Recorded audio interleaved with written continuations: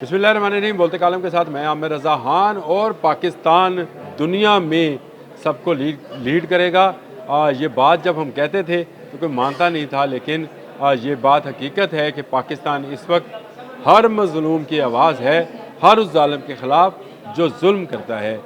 इसकी एक मिसाल, कल जब ककूल में पासिंग आउट परेड हुई तो उसमें कौन कौन से ममालिक शामिल थे जिनके फ़ौजियों ने यहाँ पर तरबियत हासिल की। सबसे पहला नाम ही आपको बताऊंगा तो आपको समझ आएगी कि मैंने मज़लूम और ज़ालिम की मिसाल क्यों दी है। सबसे पहला नाम है फ़लस्तीन का।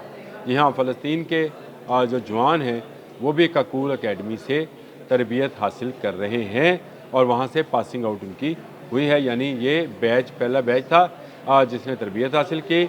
उसके बाद आप देख लें कतर जो हैं उनके फ़ौजी भी शामिल थे, इराक़, मिस्र, यमन। ये वसाम तमाम इलाके हैं मिडल ईस्ट के जिनकी अगर अब मैं जोग्राफिया की उसकी हदूद बताऊं तो आपको समझ आएगी कि पाकिस्तान कैसे लीड कर रहा है दुनिया के इस खत्ते की, जिसको हम मिडल ईस्ट कहते हैं, वहाँ की अफवाज की, क्योंकि वहाँ के जवान यहाँ पर तरबियत हासिल कर रहे हैं। और ये एक बड़ी कामयाबी है कि पाकिस्तान के फ़ौज को हर वो मुल्क मानता है जो पिस रहा है, हर वो मुल्क मानता है, क्योंकि हमने भारत को ऑपरेशन सिंदूर में शिकस्त दी है। तो उसके बाद से हमारी कदर कीमत और हमारी ट्रेनिंग की दुनिया मोतरफ हो चली है। ये तो रहा मिडल ईस्ट, जिसमें हमने सऊदी अरब के साथ भी मुआहदा कर लिया है, दिफाई मुआहदा है, और उसमें बहुत सारी चीज़ों जो हैं वो सामने आना है। लेकिन आपको मैंने जिस तरह से बताया कि फ़लस्तीन, कतर, इराक़, मिस्र, यमन जो है उसके फ़ौजी यहाँ पर ककूल में पासिंग आउट परेड में वो भी ग्रेजुएट हुए हैं, यहाँ से निकल कर गए हैं, तरबियत मुकम्मल की है। इसके बाद आ जाए हमारा अपना हमसाया दुश्मन। हमसाया मुल्क होता है लेकिन ये हमारा हमसाया दुश्मन है, भारत। इसके इर्द गिर्द जो मुल्क मौजूद हैं उनके फ़ौजी भी पाकिस्तान में तरबियत हासिल कर रहे हैं, जिनमें सरफ़हरिस्त बांग्लादेश है। जी हाँ, बांग्लादेश जो एक लंबे अरसे तक हमारे साथ गलत फहमियों का शिकार रहा, उसके लोग भी इस ट्रेनिंग के अंदर शामिल हैं। बांग्लादेश है, श्रीलंका है, क्योंकि श्रीलंका जो है उसमें तामिल टाइगर्स और भारतीय जो फ़ौजी हैं उन्होंने वहाँ पर उद्यम मचाए रखा। और श्रीलंका को एक वक्त ऐसा था कि सिर्फ पाकिस्तान फ़ोर्स का सहारा था जो कि उनको बचाने के लिए वहाँ पर गई और वहाँ पर मौजूद दहशतगर्दी का खात्मा किया। इसके बाद नेपाल है। नेपाल ने जिस तरह से भारत पर पाबंदियाँ आयद की हैं, उसके बाद उसकी नज़रें भी वाहिद इस्लामिक सुपर पावर यानी इस खत्ते की भी सुपर पावर पाकिस्तान की तरफ गई और नेपाल के फ़ौजी भी यहाँ पर तरबियत हासिल कर रहे हैं। लेकिन ये मामला साउथ एशिया तक नहीं है, मिडल ईस्ट से साउथ एशिया और साउथ एशिया से अब आपको मैं बताऊँ, ये अभी साउथ एशिया में मालदीव भी एक मुल्क है जी, जो कि हमारा सार का नुमाइंदा भी था। मालदीव छोटे छोटे ज़ाहिर पर मुश्तमिल है। वहाँ की सिक्योरिटी फोर्सेस ने भी ककूल में ही अपनी जो है ग्रेजुएशन मुकम्मल की, वहाँ के जवानों ने। इसके बाद आ जाएँ आप, अगर हम बात करें अफ्रीका की, तो वहाँ पे माली है, नाइजीरिया है, वहाँ के फ़ौजी जवानों ने भी ककूल में ही तरबियत हासिल की है। तो यूँ अगर देखा जाए तो ग्लोबली पाकिस्तान की आर्मी और पाकिस्तान के आर्मी के तरबियती अदारे जैसे ककूल है, ये दुनिया भर में नाम बनाते चले जा रहे हैं, क्योंकि पाकिस्तान की वॉर डिफेंसिव स्ट्रेटजी जो है वो बेहतरीन रही है। पाकिस्तान ने हमेशा अपने दिफा में जो स्ट्रेटजी बनाई उसने भारत को नाको चने चबवाए, और पाकिस्तान की वार स्ट्रेटजी को अब दुनिया तस्लीम कर रही है। पाकिस्तान के साजो सामान, जो दिफाई साजो सामान है, जैसे जहाज़ हैं, टैंक हैं, तोपें हैं, बख्तरबंद गाड़ियाँ हैं, ड्रोन्स हैं, असला बरूद है, यानी बम और मिसाइल्स हैं, वो तो बाहर जा ही रहे हैं। साथ साथ पाकिस्तान में तरबियत हासिल करने के लिए मुख्तलिफ ममालिक के फ़ौजी जो हैं वो भी आ रहे हैं। तो ये एक बड़ी कामयाबी है एक ऐसे मुल्क के लिए जो इस्लामिक दुनिया की वाहिद न्यूक्लियर पावर है।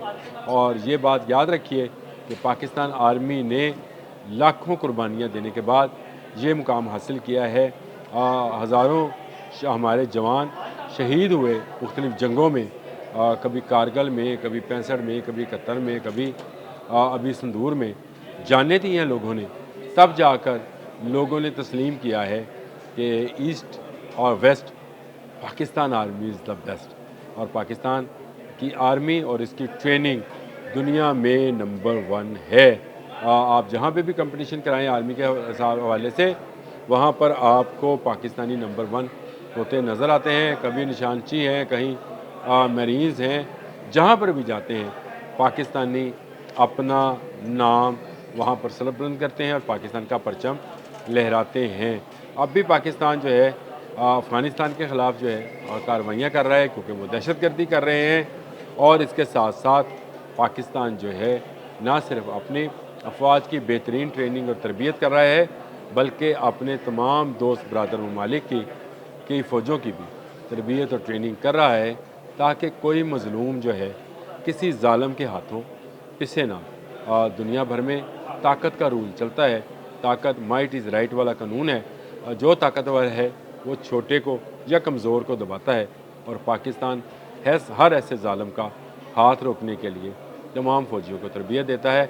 मुझे तो बड़ी खुशी हुई कि करकूल से ग्रेजुएट होने वाले, करकूल से पासिंग आउट परेड में शामिल होने वाले इतने ममालिक के लोग मौजूद थे, इस तरबियत गाह में तरबियत हासिल कर रहे थे। और अभी मुझे किसी ने बताया कि ये पहली मरतबा नहीं है, पाकिस्तान में हमेशा से अस्करी तरबियत के हवाले से एक आला मुकाम रहा है, लेकिन ऑपरेशन सिंदूर के बाद ये आला मुकाम अब और भी आला हो गया है, क्योंकि अब पाकिस्तान के जहाज़ भी बाहर जा रहे हैं, जो कि जंगी जहाज़ हैं, और लाज़मी बात है वो जाएंगे तो पायलट्स और इंजीनियर्स और टेक्नीशियंस वो भी जाएंगे, पाकिस्तान के मिसाइल्स भी बाहर जाएंगे। तो पाकिस्तान की अस्करी ट्रेनिंग का फ़ायदा दुनिया के वो तमाम मुल्क जो किसी न किसी बड़े मुल्क के जुल्म का शिकार हैं, हासिल कर रहे हैं। मैंने आपको बता दिया कि मिडल ईस्ट में कौन कौन से हैं: फ़लस्तीन, कतर, इराक, मिस्र और यमन। जबकि आपके अपने साउथ एशिया के अंदर बांग्लादेश, श्रीलंका, नेपाल, मालदीव और अफ्रीका से माली और नाइजीरिया जैसे ममालिक हैं। वो तमाम ममालिक हैं जहाँ पर फ़ौजों को बहुत ज़्यादा बेहतर ट्रेनिंग की ज़रूरत है, ताकि वो अपने दुश्मनों का मुकाबला कर सकें। ज़्यादातर ममालिक तो वो हैं जिसमें दुश्मन जो है उनका हमसाया है।